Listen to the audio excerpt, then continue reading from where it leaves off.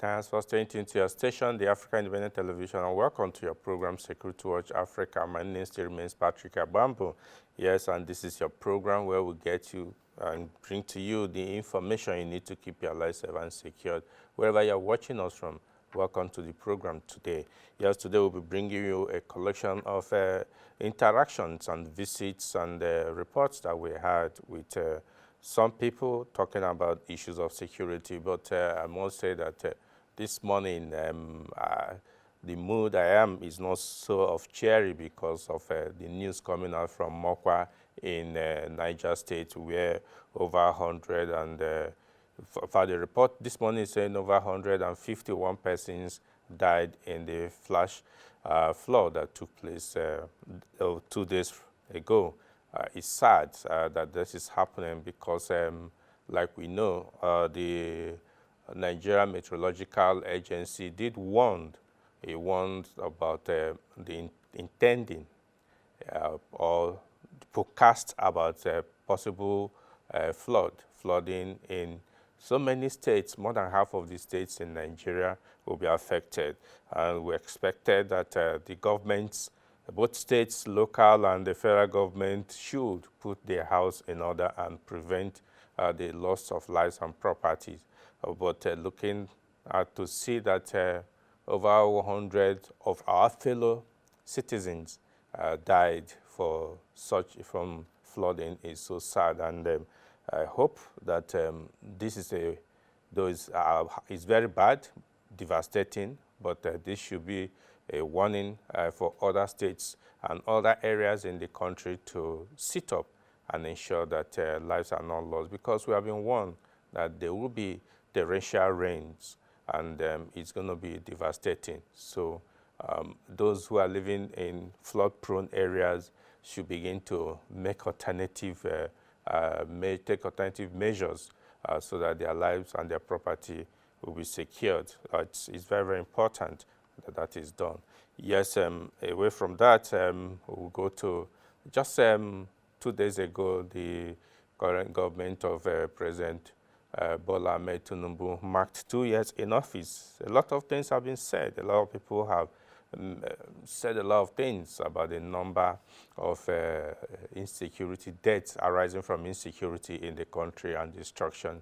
But what thing I can tell you is that the security agencies, particularly the armed forces, they are sitting up to ensure that Nigerians do not just die in the hands of all these criminals, but it's a job for everybody to put their hands on the deck and ensure that we have security. But government, because that is their cardinal responsibility to provide security for the people, government must do the needful and provide an enabling environment for Nigerians to be safe. We cannot continue to lose innocent souls, Nigerians' precious lives, to the hands of enemies. Some people, some Nigerians, credible Nigerians, are commending the Nigerian Army leadership led by Lieutenant General Olufemi Oloyede for making sure that the Nigerian Army officers and soldiers are up to their duties. Sit back as we bring you this report from our interview with Chimezi Anyadike, put together by Elizabeth Tanko.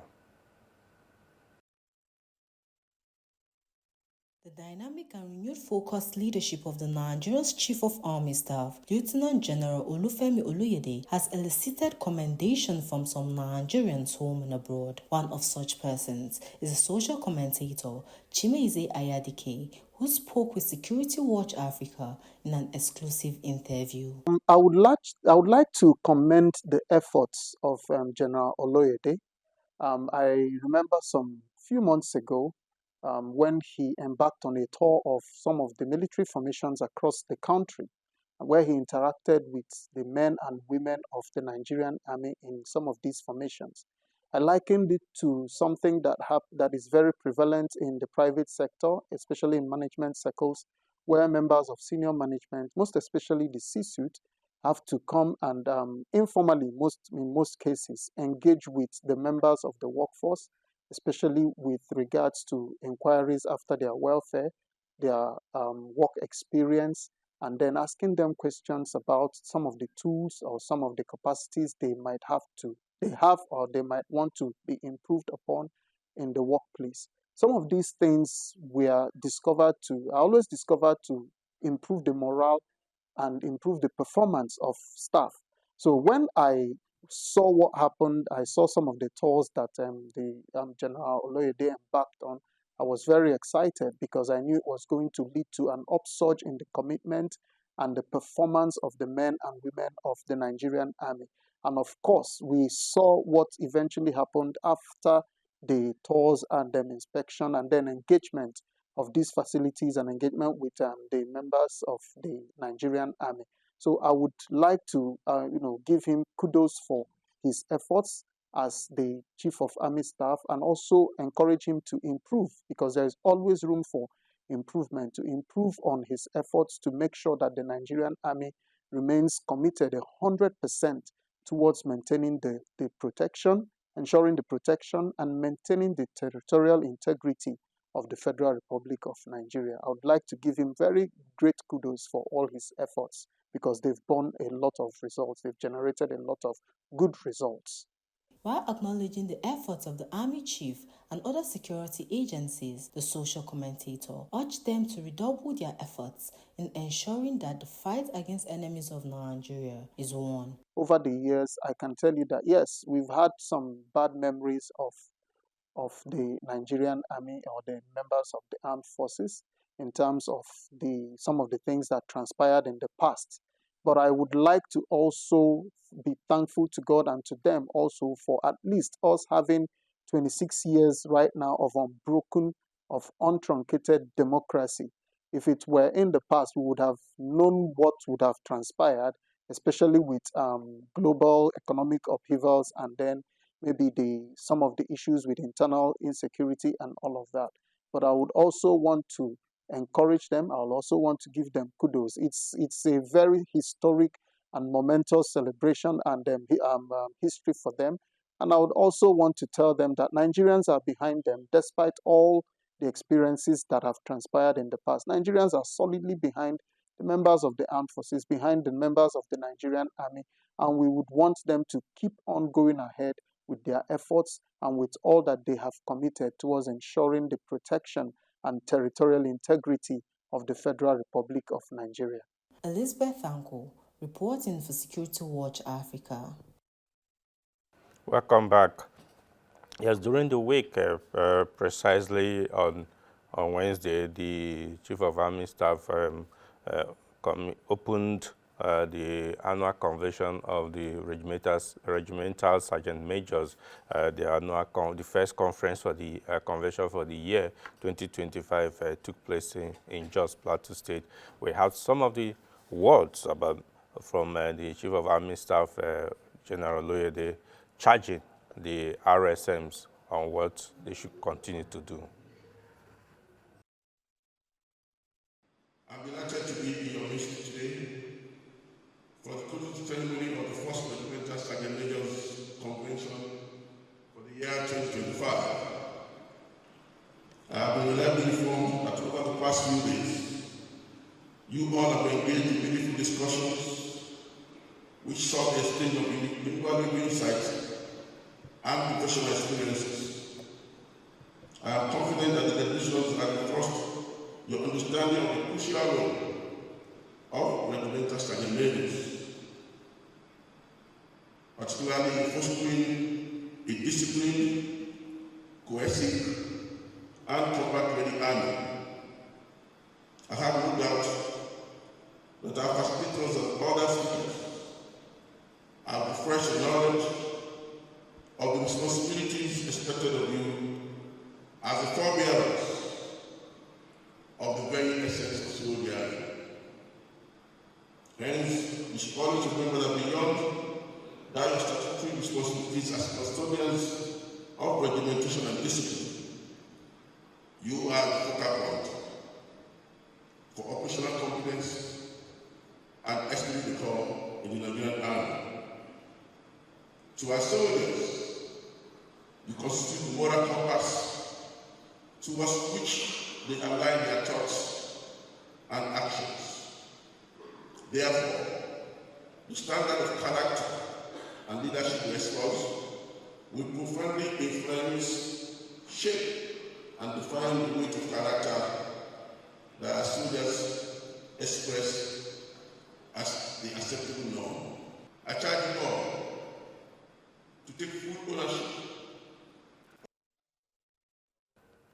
Yeah, welcome back. Yeah, the regimental sergeant majors are those that are in charge of discipline in the barracks and in the workplaces of any military formation, particularly the army formations. They ensure that the soldiers behave in the right way.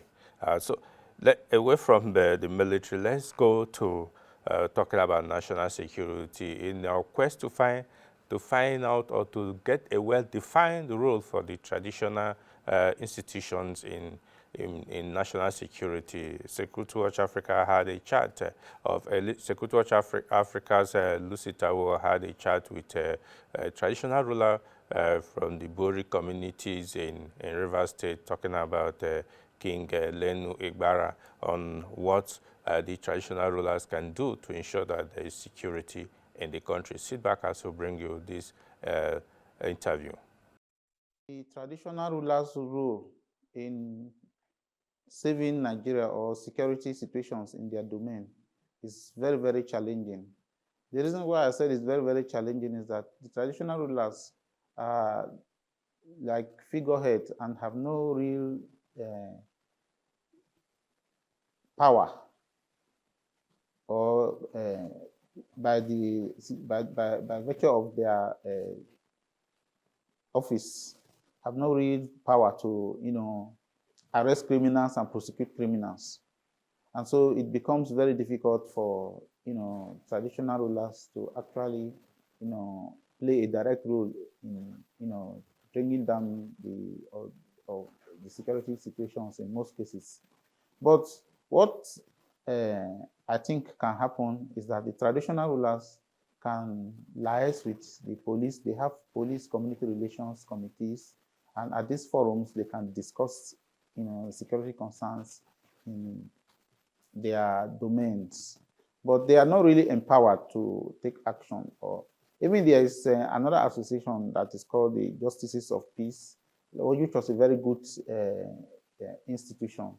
But these Justices of Peace, their powers are also limited, because you cannot order for the arrest of somebody, or if you see somebody that is misbehaving, police have their own pattern of investigating crime. And even if the traditional ruler sees what the police is not seeing, it's not really easy for the traditional ruler to just come out. And another thing, confidentiality also plays a role. If the traditional rulers cannot, be covered by the various security agencies, it becomes very, very challenging and very difficult to stop crime in the communities. Traditional rulers are not supposed to be partisan. They're not supposed to involve in partisan politics. But this very particular problem is as a result of the most of the governments that are in power, because the current trend in most cases is that the government that is in power tend to use political institutions to compensate for politicians in one way or the other. One of the problems that is bedeviling traditional institutions today is that some persons that have no atom of royalty in their blood are made traditional rulers by government just for political compensation. And this is very, very wrong. Traditional ruler will help to sensitize their people on the need to maintain peace during elections. That's the only rule I think they can do. But I don't think they can go beyond the point of telling people how to vote or participate in politics. I don't think that's not correct. Okay, my advice to the youths is not to allow themselves to be used by politicians to achieve their aim. But these politicians, some of them, they have children. Their children are not even in Nigeria. So they should be wise. If election comes, they should peacefully go and vote for the party of their choice, or the candidate of their choice, and then return back, not to be involved in any form of political disturbance. Welcome back. Yes, you heard him. You heard it there from the monarch talking about what role the traditional rulers must play in national security. And even this now that we are going into electioneering period, you can see some people have started their indirect campaigns for 2027 election, even though some have considered it too early. But Nigerian politicians will always be who they are. Anyway, let's go to one of the move again by the Defense Headquarters to properly inform the media organizations that are covering the activities, to let them see firsthand what the locations of their operation looks like. Some media correspondents were taken on a tour of some of the facilities. Sit back as we bring you this report put together by Security Watch Africa, Elizabeth Tanko. In line with its transparency policy and the need to provide opportunity for media houses who are covering the armed forces of Nigeria, the Defense Headquarters, under the leadership of General Christopher Gwabin Musa, organized operational tours to their theaters of operations nationwide. The tours are geared towards exposing the defense correspondents to the true situation at the various locations. Security Watch Africa Defense Correspondent was among the group that toured Joint Task South-South Operation Delta Save, which covers Bayelsa, Rivers, Akwa Ibom, and Delta States. The first point of call was at the headquarters Operation Delta Save in Yenegua, Bayelsa State, where the team were received and briefed by the Maritime Component Commander, Commodore Patrick Meteke, who represented the Commander Operation Delta Save, Rear Admiral Okere Magudu. Thank you very much, our August media team from DHQ. I want to say that it was when I saw some of the questions, and I saw some other questions too. I noted that it was even answering, you answering yourselves, you answering the questions. Talking about the challenges that we face in the course of our operational activities. One of them, as all of us know, the attitude, uncooperative attitude of some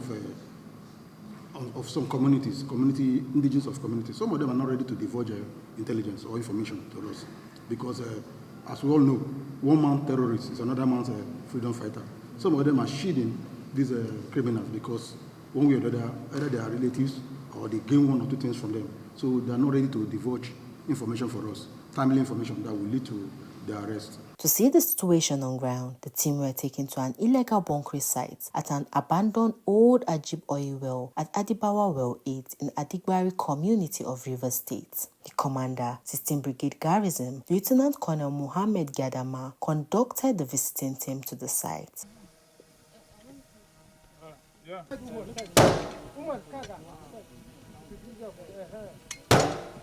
This is Adibawa Old Ajib wellhead. Before now, there were a lot of bunkering activities in this general area. But we were able to constantly visit this place and make sure that there was no bunkering activities for some time. But you could see that just because we have not been here for about a week or thereabout, you could see that activities are beginning to pick up by the criminals. They are bringing in their drums. You could see somebody's shoe because possibly he saw us approaching, he abandoned the shoe and ran away.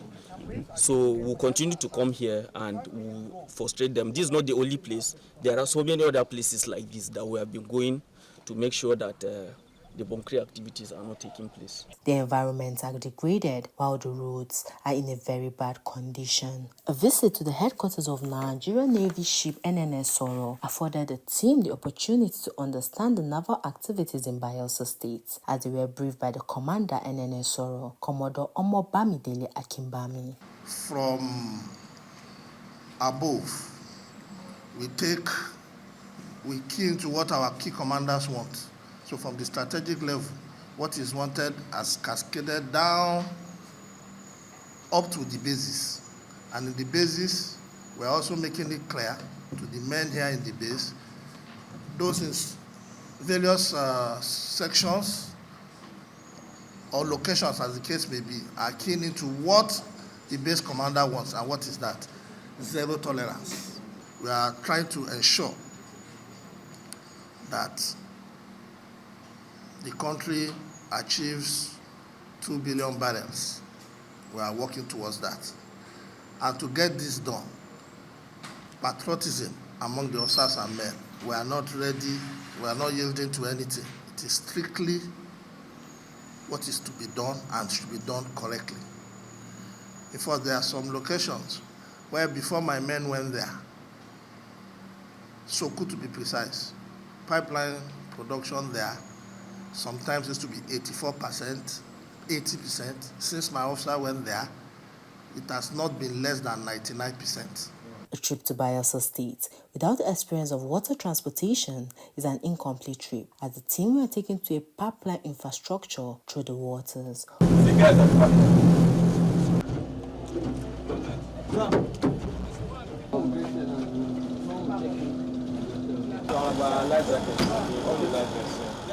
From Bayelsa State, the team proceeded to Port Harcourt River State. The team visited the Air Component Command and were received by the Air Component Commander, Group Captain Abdulafiz Opaleye. Right now, in this state, for instance, there's less of criminality within the town. There's less of criminality in the creeks. There's less of crude oil theft activities in the creek. But what we are seeing again is that the activities of kidnapping on the waterways shot up a little bit. Why? Because the pressure on them on the illegal refining side is high. So because they must sustain their lifestyle, they'll go what? Go another means. So what happens? Now we are beginning to want to prepare to conduct operations into the creek to deter those people that are involved in kidnapping. As we are doing that, and then maybe we begin to lose focus on the illegal refining side, what happens? They go back there. So now, for us to dominate both the creeks and the waterways, we need to maintain complete dominance across both. The operational aircraft deployed for the Operation Delta Save were also seen by the visiting team. The way the aircraft is designed, ideally you fly, the pilot sits in the back, and then the man that sits in the front is called the co-pilot gunner. Okay. So ideally the man in the back flies the aircraft while the man in the front fires the weapons on the aircraft. Okay. But this, in the same way, the man in the back can still fire the aircraft, can still fire the armament and the guns. And the man in the front can still fly the aircraft. So the aircraft is redundant in its sitting position. You can be in front, fly and fire. You can be in the back, fly and fire. But it is most ideal for you to sit in the back and fly the aircraft because you have a better feel. You have a better vision. If you look at it, the man sitting in the back can see more. Yeah. Yes, but the man sitting in the front has a limited view. The last point of call was at the Headquarters 6th Division of the Nigerian Army, where the team interacted with the General Officer Commanding 6th Division and the Land Component Commander Operation Delta Save, Major General Emmanuel Emeka. We went to the creek. One time you hear the story of soldiers are here just 200 or 300 meters away from there, there were activities. If you are from this area or you understand the terrain, when the tides are low, let's assume you are sitting on this position and when the water is high, you come here, there is a manifold here. You can wait there and once the tide go down, it exposes you, start using, and when the tide is down, between here and that place, you cannot access it. So it's a problem. And by the time they start coming, they will have finished what they are doing and then.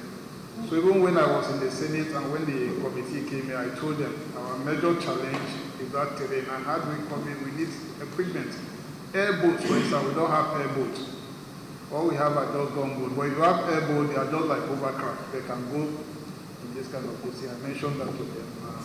If we have something like airboats, we have overcraft that can go on something like on shallow water land. When the tide is down, we can use it to go. to help, and then things like drone.